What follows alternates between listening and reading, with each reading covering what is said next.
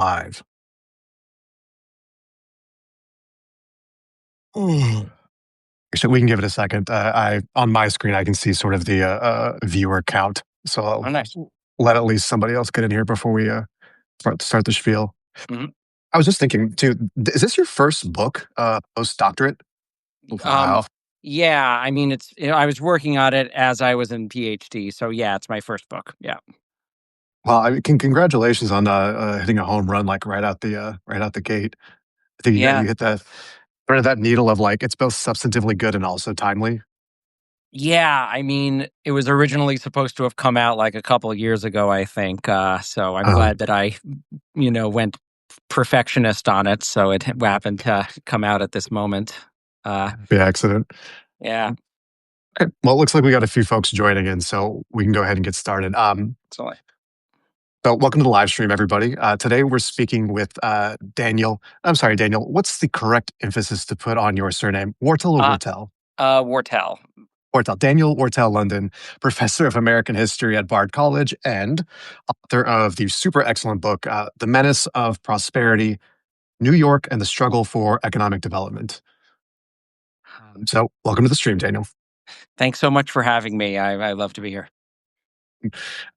So just to set things up, the Menace of Prosperity is sort of on the one hand like a history of the economic development of New York City from the 1860s to the 1980s, but on the other, it's also sort of a history of how policymakers about what they thought they were doing, I guess, across this entire time frame. So, what prompted you to write a book that was like one part actual just economic history and another part history of economic thought? Yeah. So, I mean, the sort of real world motivations were debates over New York's economic policy in the sort of late 2010s when Amazon was going to be moving to Astoria. And there were debates over, should we be including condos and helipads as part of the New York City's development strategy? Mhm. So they were, these real world things. But in terms of the focus on economic history and economic history of economic thought, I think they're sort of connected. I mean, people um, act in history based on the ideas in their heads, and they can't always succeed in their actions. That depends on power and contingencies. But to understand why they're acting, you need to look at economic thought. And the big picture for me was how did we come to the point in the late 2010s where basically cultivating large corporations was the main economic strategy of cities? Had there been any alternatives proposed? Why Mhm. hadn't those succeeded? So that was the main sort of framework there. And looking at the title, the Menace of Prosperity, it's giving Henry George progress and poverty. Was there a link or a connection there in terms of how you came up with the title of the book? Well, the title is actually taken directly from Lewis Mumford. He talks about the menace of prosperity in his book, The Culture of Cities. And he talks about how land values were so high in New York in the 1920s that the city couldn't afford to build parks or public housing or any sort of Mhm. nice amenities for the people.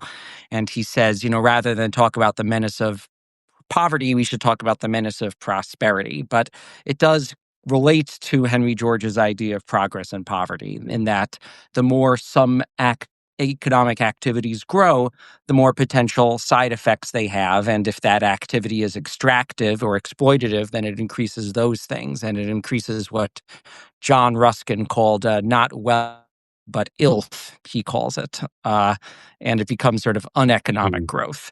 So, yeah, there's definitely connections there. Yeah, it all strikes me as I lived in the Bay Area for a really long time, at least a lot of my adult life. It definitely strikes me as this whole sort of places choking on their own wealth in different Hmm. ways. Yeah. But so the book is, charts the economic history over like what is it like over 100 years worth of time. So maybe we start at the beginning, in the mid 1860s, where you sort of kick off the narrative. Can you kind of describe like what was New York like during that period of time, and whether that's like population, built environment, like what was the economic base? Just if we're a New Yorker in that period, like what does life consist of for us? Yeah. So New York in the 1860s, let's say, it is a city of more than 500,000 people. It's mostly clustered south of what we would call Central Park now. And it's really, for the most of its history, it had revolved around its port as its main economic base. It was shipping slaves. It was shipping merchandise from the old world to the new. It was shipping raw materials to New England or to England for manufacture. But by the mid 19th century, it is developing more of an independent manufacturing base and more of a financial sector that is Mhm. investing across the country. So it's a mixture of, manufacturing, mercantile, and some finance.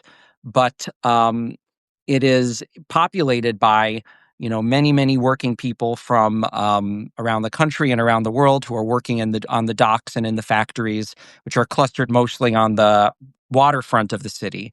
But then in the south, you're getting more of this sort of proto office district near the financial sector. And as you sort of trickle up towards the north, you're getting more of these middle class row houses and occasionally, sort of a mansion when you get up to Fifth Avenue or Madison Square. It's rife with ethnic and racial tension between immigrants and newcomers, the Irish and Catholics and Protestants, Irish and English, black and white. Um, and it's still a very sort of raw city around the edges and as it grows north. But it is also a very rapidly growing city Mhm. as the country is expanding westward. It's really New York merchants and New York financiers who are profiting off a lot of this, and the wealth in these other places is flowing back to New York. So it's growing rapidly, and that's translating into a very dynamic, growing built environment. And I think, and this may be slightly before the time that we're talking about now. I'm a little bit hazy when this would have been the case, but you talk a little bit about I'll call it the business model, or maybe the revenue model is the better way to talk about it, of the city of New York. And you mentioned a time where leasing municipal land and also like the government running very profitable local monopolies like ferry service and things like that, actually like turning a profit to fund itself was commonplace. But then it shifts and it turns into this sort of running business run by the government for a profit become verboten, and the new model of the day seems to be to sell off public land so that private developers can develop it, and then maybe you recoup the value through the land sale and through property taxes. Am I getting that shift right? And what sort of precipitated that mindset change? Yeah, so I mean, the city as a colonial city had a lot of powers that was inherited from the sort of English model, and the city was getting a lot of its revenue from um, leasing out land and owning profitable enterprises. But by the early 19th century, as New York becomes, a American and not an English city, there are legal reforms that basically disempower the corporation of New York. It can't own enterprises as easily. Partly this is because there's this widespread suspicion of the government owning profitable enterprises. And Mhm. this is fears of corruption, fears of inefficiency. And there are also worries from upstate legislators that the city could get too powerful if it's given too much freedom, and this is Mhm. related to urban versus rural dynamics. But for both political reasons, but also for these very sort of early theories of economics, the public sector is not given its own independent power to earn profits. Instead, the focus is on Mhm. taxation, and the powers given to the city to tax are very limited. It can really only tax property, and property could take the form of real property in the form of eh, um, you know inventories of things people have, which Mhm. it becomes increasingly hard to assess. So instead, most of the tax falls on land and improvements on the land, like buildings. So that's New Mhm. York's tax base. It becomes real estate for all intents and purposes by the early 19th century. Okay, so that shift is in response to a perceived problem of municipal corruption and some of the tension between state government and municipal government, sort of jockeying for power. Is that? Yeah, and I think also as the city is growing very rapidly, there are just theories that, the city would do better to tax this growing private sector rather than try to supplant it. Mhm, It would be there are more things to tax than there are things to earn profits off of, it mhm. seems. Is this almost like a sort of proto version of what I would imagine in an American context, like a libertarian free market ethos of like the private sector is better at creating wealth, and if we need to fund the government, we should skim off the top? Yeah, I mean, Adam Smith was not necessarily in wide circulation, Mhm, but there is generally this sort of folk animus against the public sector having mhm. large amounts to do with owning its own enterprises. So, in reading through this part of the narrative, it sounds like this whole mindset shift led to different policies, and in particular led to a policy of the city taking out debt, funding public infrastructure in order to increase real estate values, to the theory that they would then be able to monetize by taxing that. But I think this all ends up in a debt crisis, no? Yeah, I mean, the debt crisis of the 1870s has a lot of different sources. It's related to international and national financial failures and speculation, but the city was in sort of a vulnerable spot because it had gone into such debt to raise real estate values, and this debt was in the form of things like constructing Central Park, but also building sewers, building new streets, and all this was premised on trying to raise land values.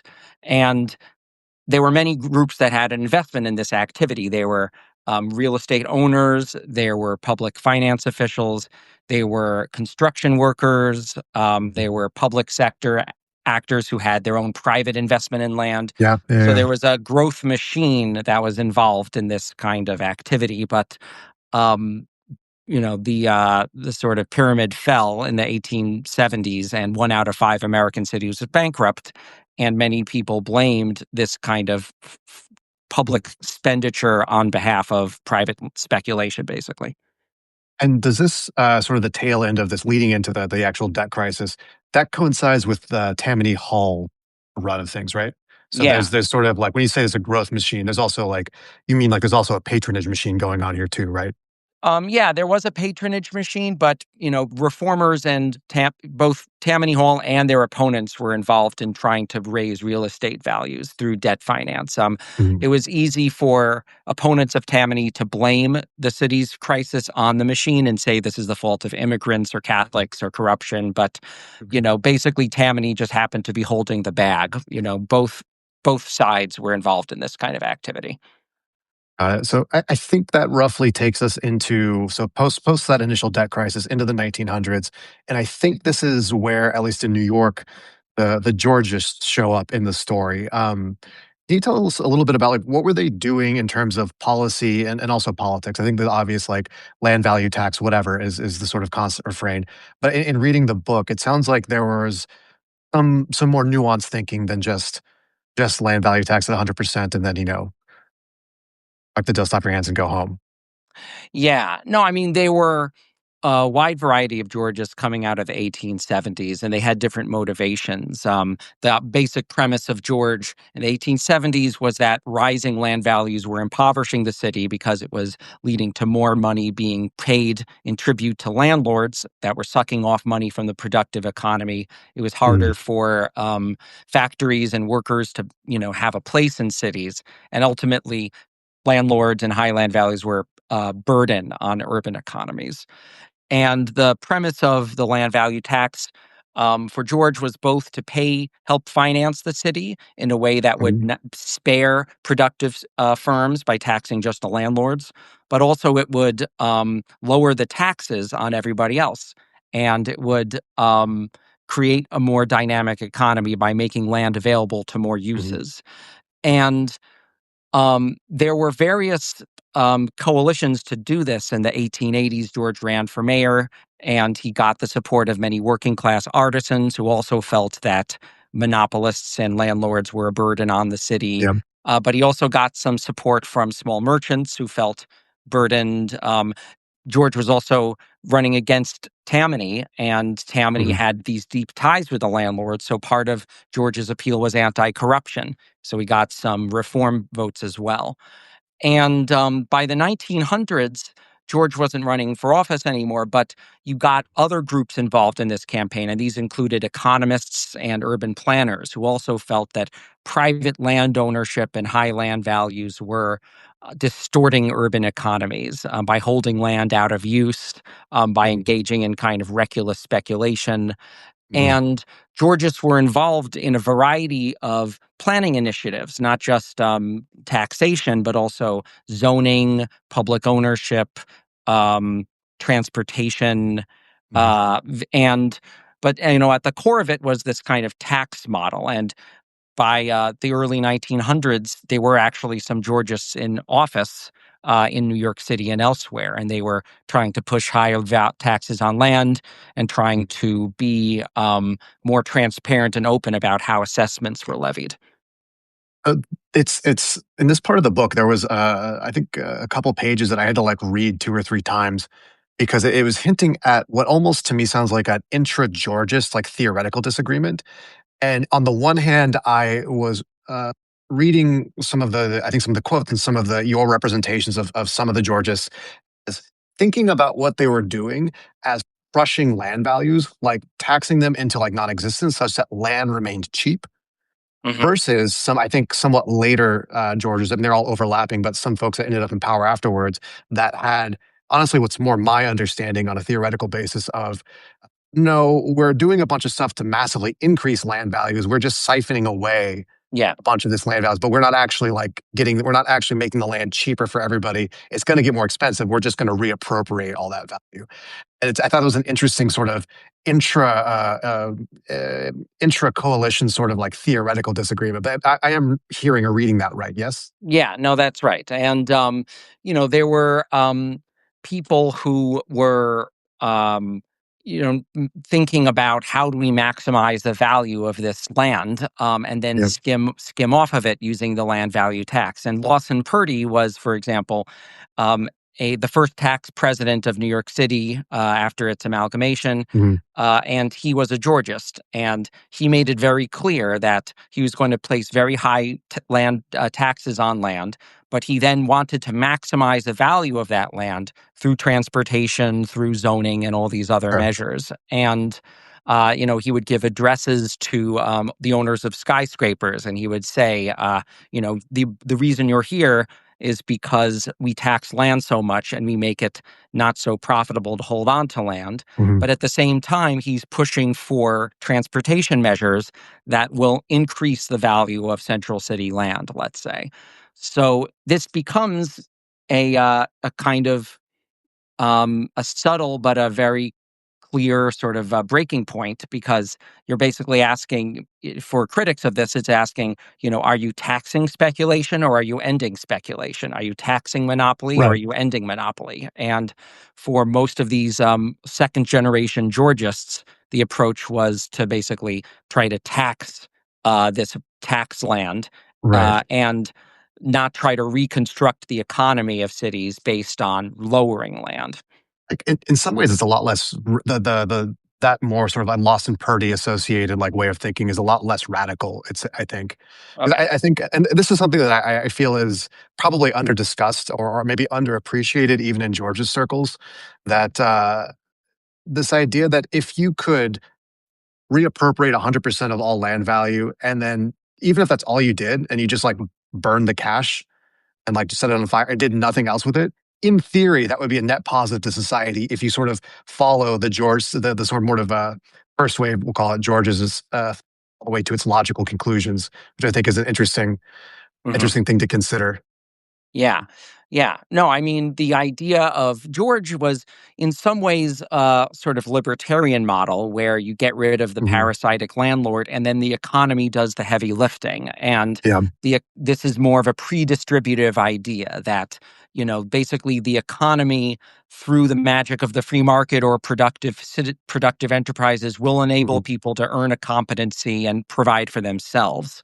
But what you get in the 20th century is this more redistributive model where the assumption is the economy won't provide for everybody. We need to tax aspects of that economy in order to provide for those people left out. And that means not necessarily trying to, um, get rid of the monopolists if the monopolists are providing a lot of tax revenue in a progressive way, let's say. So this is the Right. sort of devil's bargain of social democracy or with the welfare state in many ways. You're basically keeping the powerful actors, but you're just trying to tax them to provide for the less powerful. And this is assuming that there's not a connection between progress and poverty. Uh, Right. Right. It strikes me very much again as like the sort of redistribution versus pre-distribution mhm. type of framing. But okay, so let's move into part two of the book, which I think, if my notes are correct, we're talking roughly 1935 to the end of the war in 45, something like that. And I think this is where, in me at least, my reading of your history is that New York's development story starts to look a lot like a miniature version of post-war suburbanization that happened in the US, like across the country. So maybe can you walk us through like what's happening in New York during this period and like what kind of policies are being enacted? And I think also importantly, like who's benefiting from them? Yeah. So in the 1920s, New York expands sort of rapidly upward and outward, and it's propelled by financial investment in real estate, both in the central city in the form of skyscrapers and central city land, but also in Mhm. homes in the outer boroughs. And the city, once again, sort of relying on real estate taxes, is happy to provide infrastructure and support for this growth. And the banks are happy to loan the city money for this to happen. So there's an enormous, what one person calls a stake in congestion. There's enormous Mhm. stake in raising land values across the city because so many public and private fortunes depend on it. And Mhm. the city invests, for example, in outer borough real estate by providing these debt financed transit expansions. Um, and there are many small homeowners who move out there. Many of them are second generation immigrants.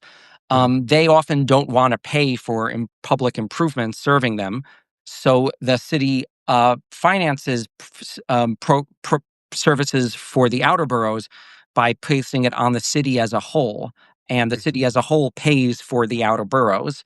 But then this means that some of the tax burden falls on sort of in a regressive way on central city landlords, let's say of tenements, who then pass Mhm. those taxes onto their tenants in the form of rent. And this becomes particularly bad for people who are, in the Lower East Side or in Harlem. Mhm. So the landlords of those communities basically sell off their tenements in order to get more profitable uses, so they can pay for the taxes. And you get a sort of circular vicious cycle where the city expands outwards, then the city needs to pay for those outer borough improvements. Yep. And then that goes back to the central city, and the central city rebuilds itself towards skyscrapers, which propels more outer borough growth. And it becomes this endless sort of growth cycle. And the city continues accelerating this both because it wants additional tax revenue and also because it is worried that if it doesn't, it won't be able to pay back the debts that it's accrued. And this is sort of the growth trap or the growth Ponzi scheme that other people have spoken about. And in the early 30s, the depression hits, and it really is a real estate collapse. And this is partly why New York enters a fiscal crisis in the 1930s. This particular period is super fascinating to me. I mean, this is another part of the book that I think I reread a couple times because everything just seems to sort of like what's the saying that like time is a flat circle that we just keep Hmm. doing the same thing over and over again. But this it almost sounds like the question of who's going to pay for the road in the outer borough. Should it just be the neighborhood where the road is, or should it be like the city writ large and like who does the tax burden actually fall on? It kind of sounds like when you look at the sort of federal redistribution maps that show like, oh, California is a net producer, net subsidizes like states in the South type of thing. Hmm. It just seems like this. perennial question of government, but that's like much easier to see at the level of the municipality because it's just, we're just able to conceive of things at smaller scale. I mean, obviously, also New York can't just print money and inflate away some of the cost Hmm. to others. But yeah, it's super interesting. And then, like I think you alluded to a second ago, that the strong towns growth Ponzi scheme idea that you have this sort of revenue model that maybe perhaps is not incentivizing investments that will pay for themselves, Yeah. but the sort of like cost is in the future and the revenue is realized in the present. And so you just keep doing everything harder and harder and harder until Hmm. you maybe hit a breaking point. But maybe let's talk about like 'cause, during this time, it's not just that the city's expanding into the outer boroughs. I think you're also telling a story of the emergence of middle class property owners. Hmm. This new thing or newer thing in the city. How did that change the politics of New York? Do you think? Yeah. Yeah. So, I mean, a lot of the folks moving to these homes were, in some ways, you could call them the descendants of the original Georgist coalition. These are people who were second generation immigrants. They were often blue collar workers. They owned homes at a higher rates than white collar workers or even native Mhm. born people in the outer boroughs. And these people had the old sort of producerist populist rhetoric of the productive citizen, the Mhm. taxpayer, and they had used that in the past to criticize monopolists and tax evaders in sort of the upper echelons. But once they Mhm. start owning homes, they start shifting their political fire in a way. Now they think of themselves as the productive class, but they then are asking for subsidies of their own. And now they are Yeah. invested in land, and they are no longer as desirous of land value taxes, let's say. And they become more sensitive to changes in land values, and that will have Mhm. implications for race relations, for infrastructure development, and what have you. And because these are folks who are in a good swath of the city now, they have representatives in a lot of districts. Their voice becomes very powerful in shaping political discourse in New York more generally, and it Mhm. prevents some of the curbs on land values or plans for public housing that otherwise might have happened. But you see this sort of populist rhetoric of the Gilded Age, which Henry George had mobilized. You see that rhetoric turn away from defenses of working class New York and more in defense of property owner New York. And the sort of parasites shift from being the landlord and the monopolist to being folks who are getting public services but not paying for them, which becomes increasingly racialized by the time we get to the post-war era. Yeah, this was the other bit of this part of the book that really felt like, again, just New York living out the history of the rest of the United States, like a couple decades early. And I think, in particular, the shift from I don't know what we might call like a sort of a petite bourgeois or artisan or like whatever accounted for white collar work in like the early 1900s, becoming sort of a petite rentier class, right?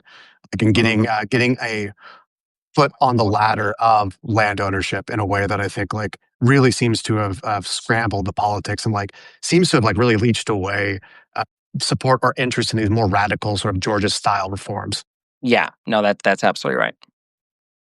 Okay, so maybe let's jump ahead again to post-war era, 1945 to 1981, towards the end of the book. Um, so I think in the post-World War era, so you write about the city's economic base changing pretty dramatically, right? And I think specifically, if I'm reading you correctly, this is the sort of white collarization of the labor market in New York.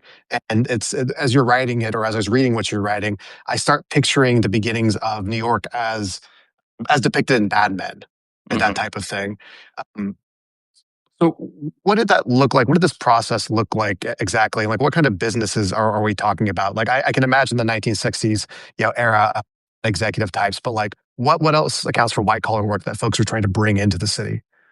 Yeah. So after the Depression, there were some figures involved in public finance who are thinking the city can't just rely on real estate values alone to grow its economy. It needs to think of economic sectors and particular um, industries that it wants to cultivate that can Mhm. employ people and provide stability to the economy. And there had already been plenty of white collar offices in New York before the Depression, but after the Depression, you see more groups like the Downtown Lower Manhattan Association, the Regional Plan Mhm. Association of New York, saying the city needs to be more proactive in cultivating white collar enterprises. And Yeah. you see this happening through projects like urban renewal on the one hand, which are efforts in some ways to bring more of the employees of these sectors into New York's Mhm.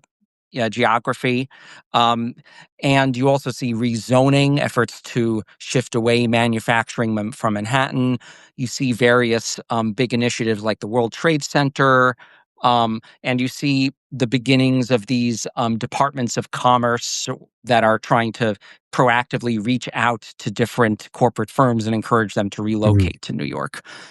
So it is this beginning of this more tailored economic strategy by the city. And a lot of it is on the premise that the city should rely on the largest, most profitable corporations in order to grow, and particularly cultivate the wealthiest, employees of those. And there's lots of tracks saying basically, if we want these corporations, we need to get rid of these unsightly slums. Otherwise, we're not going to have, Right. an executive want to live here. They'd rather live in the suburbs.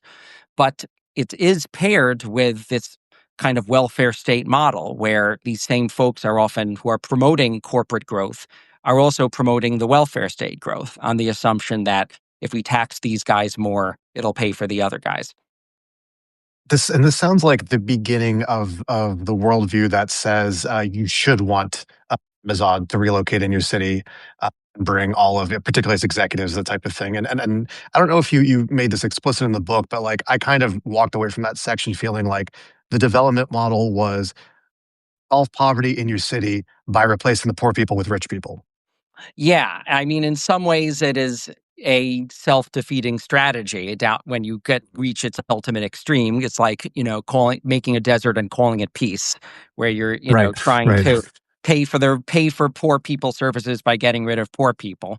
But there is still in New York in this post-war period enough of a countervailing power in the form of unions or in the form of other actors where working class people are still having a lot of r- deep sort of institutional roots in the city. I mean, Mhm, public housing is being built, even cooperative housing is being built. mhm. Um, but the jobs that are employing the people in those housing are not necessarily staying.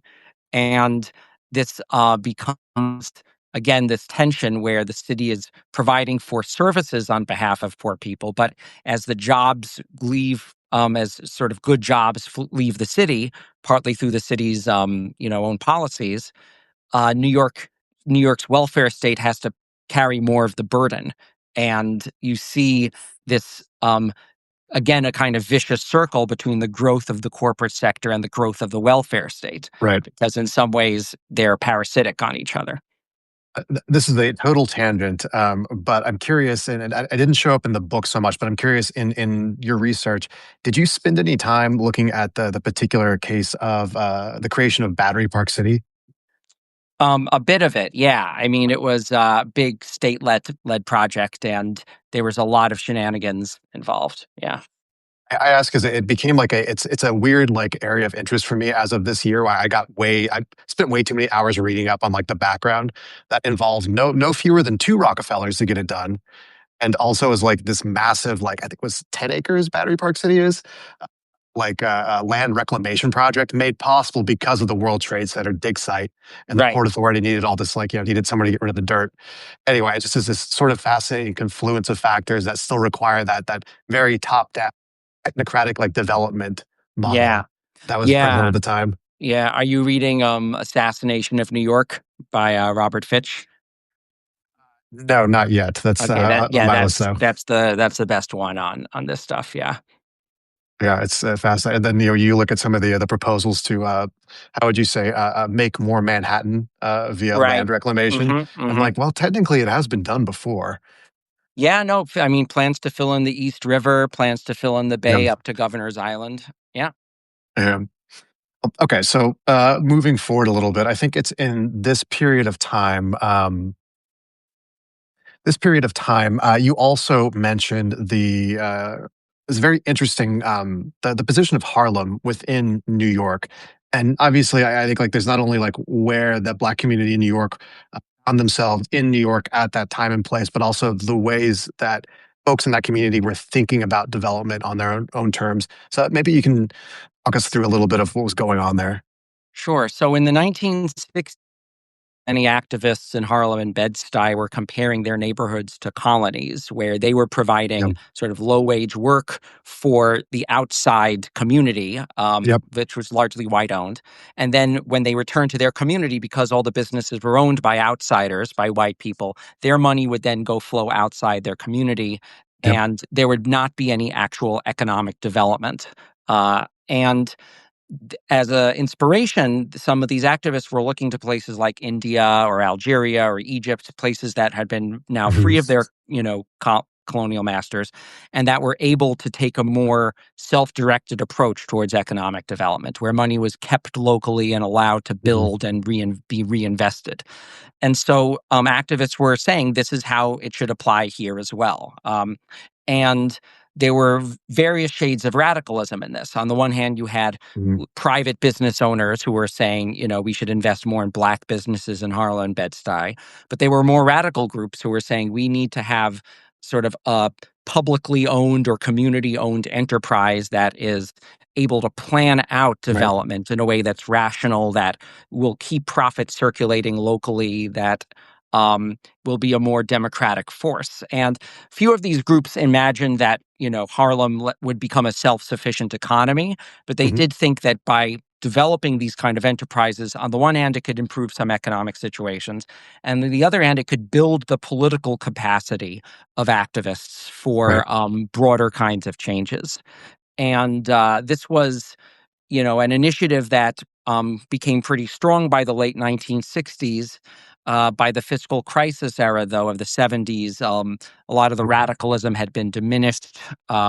It was, you could call it co opted. It was became more of a subsidiary approach where basically these radical strategies are um, basically complement but don't seek to replace the dominant downtown financial sector of the Right. city. Yeah, it was, I think this particular section caught my eyes, like, one, when you're describing this population that's, economically kept captive. The only thing that they are permitted to trade or to bring to the larger economy is their labor, and, like, can never really acquire capital to, like, start, Mhm. you know, uh, climbing up the ladder in the rest of society. It reminds me of, like, certainly in Latin America, and I think in other places where you have folks that live, on untitled land and have for generations, kind of exist in that state of like institutional peripherality, right? Like they're sort of they provide their labor, but they're never able to really get on the rungs of the capitalist ladder and start like doing the whole property accumulation thing. So very little intergenerational wealth that gets generated. But two, like again, when you present the way that folks in the community at the time were talking about their situation, it does very much sound to me like 1960s, 1970s era development theory that folks were talking about at the level of nation states.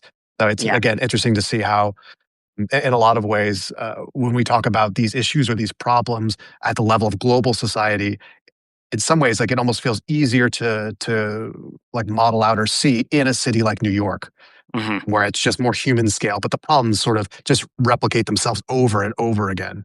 Yeah. No, that's exactly right. Yeah. You could apply it to the suburbs in the city or neighborhoods within the city. It's the Yeah. same. You could see the same dynamic. Yeah. Well, it's also in this period of time that I think the federal government starts getting more involved in urban development.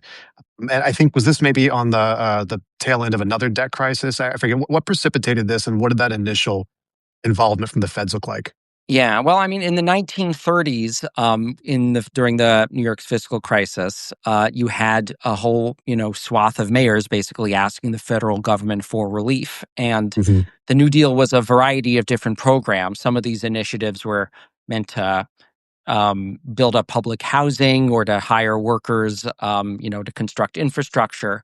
But for many mayors, the real pressing issue was they needed to revive their tax base, which was real estate. And Hmm. lots of these New Deal programs, like the FHA, were meant to revive the private real estate sector, and other ones like the WPA were in no small part meant to revive public infrastructure to help real estate in the form of Hmm. roads or electric lines or what have you. So I think there's from some critics on the ground, they see the federal government as reproducing some of the older problems of cities becoming dependent on real estate and on speculators Right. basically for their financing. And in the post-war period, there are some variations of this. You do have federal urban renewal, which is meant to sort of complement this effort to build, cities safe for white-collar people.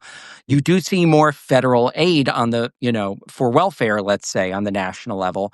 But again, this is meant as sort of a complement to the white-collar development strategy. It's not meant to replace it. And by the time we get to the fiscal crisis, it's very easy for critics to point at federal welfare spending, federal aid as as basically keeping the city uh, on bad habits in terms of Right. social spending.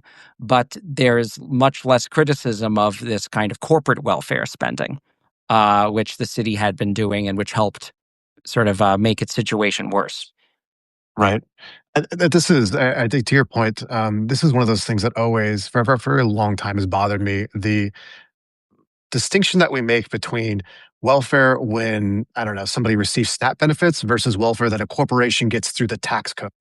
Because when it's through the tax code, we just pretend it's not welfare, that it's not redistribution, but like it is. Yeah, Um, absolutely. Yeah. No, and I mean, so much of the debates then from the 70s on have become, we need to build up the welfare state or we need to cut it, we need to tax for it, we need to not tax for right. it. And we're missing a whole swath of how the state works, which is, in many ways making a large welfare state necessary, which, this swath of the state, which is supporting regressive enterprises. Right, right. Again, back to sort of like relationship between progress and Yeah. poverty, or the menace of prosperity. Hmm. Hmm. Okay, so that was a lot of a wonderful history, but I know some folks might be here because I definitely dropped the M word in some of the Hmm. marketing for this talk. So let's talk Yeah. about Mamdani and New York and today. So when I think when you look at contemporary debates around housing policy, like land development, taxation, all that stuff. um, Are you seeing echoes of some of the older debates that we've talked about? Are we just sort of like relitigating the same questions over and over again, or do you think anything has fundamentally changed? Well, I think there's a lot of parallels. I mean, the affordability issue is an old one. I think that, do we tax the rich or not is an old one. I think this question about, you could call it abundance, but about housing development is Yeah, there's sort of an interesting parallel here in the form of, people criticizing monopolists in the past for withholding the city's economic potential. Um, in the past, people were blaming landlords for holding land vacant and preventing factories or whatnot from being erected. And right, you could argue that the equivalent of that might be folks wanting low zoning and preventing a similar kind of construction. Um, I do think part of the difference is there is not a mass base or a mass criticism of the people making the city unaffordable in the same way there might have been in the late 19th century. In the late 19th century, there were mm, very clear villains in the form of these traction magnates and these landlords, and people were like, the Knights of Labor or the populists were very Mhm. eager to, get at them. Um, right now, Mamdani is talking about unaffordability, but he's not necessarily talking about who is making it unaffordable and Mhm. how we would make a city that um, didn't have those kind of groups or that kind of economic sector. And there's a whole thing we could go into about what policies Mamdani can take to help shift the economic base. I think there's is a similar potential populist coalition behind Mamdani, between downwardly mobile professionals, people who are feeling the bite in terms of Mhm. unaffordable goods, and urban sort of municipal officials who just want more tax revenue and want to make sure their money is well spent. I think the uh, when Mamdani talks about public excellence, partly I feel like that is a call to make sure that the city's money is well spent, and that includes Yeah. economic development money. And that's sort of a minimum. What he could be doing is politicizing the costs of business as usual in the city Mhm. and making it clear that there could be alternative ways of spending our procurement money, our economic development money, subsidies, what have you. Yeah. My ears perked up when you used the term a second ago, downwardly mobile professionals. I think Laura Foote, the co-founder over at Yimbie Action, one of her favorite catchphrases or terms of art is the stunted millennial. Yep, Which there's, yep, know there's that. a large core of the original Yimbie demographic, particularly as it came out of San Francisco, that was very much that. That Excellent. as I've read a lot of the histories of New York over the last couple of years, I'm like, oh, a lot of the people that were really pissed off in 1920 were folks that were again had like roughly white collar jobs but did not own land and were just having money come in one hand and out the other to the landlord. That's right. So, hmm hmm but going back to the Mamdani of it all, right? Do you feel like he is operating in sort of as a continuation of a lot of these things, um, or is there anything again on a sort of individual level of him as a politician? Is there anything like startlingly new that he's bringing to the table, or is this just sort of an updated grab bag of like something from over here and something from over there, and a bit from over there? Yeah. Well, I'll need to think about what makes him new. I mean, there's a lot that can be said that's new about our current conjuncture. I need to do a lot, more thinking about this. But Mhm. on the one hand, he's sort of like LaGuardia in that he's creating new political constituencies out of Mhm. immigrant groups that formerly were marginalized politically, and that could be a very strong bloc supporting him.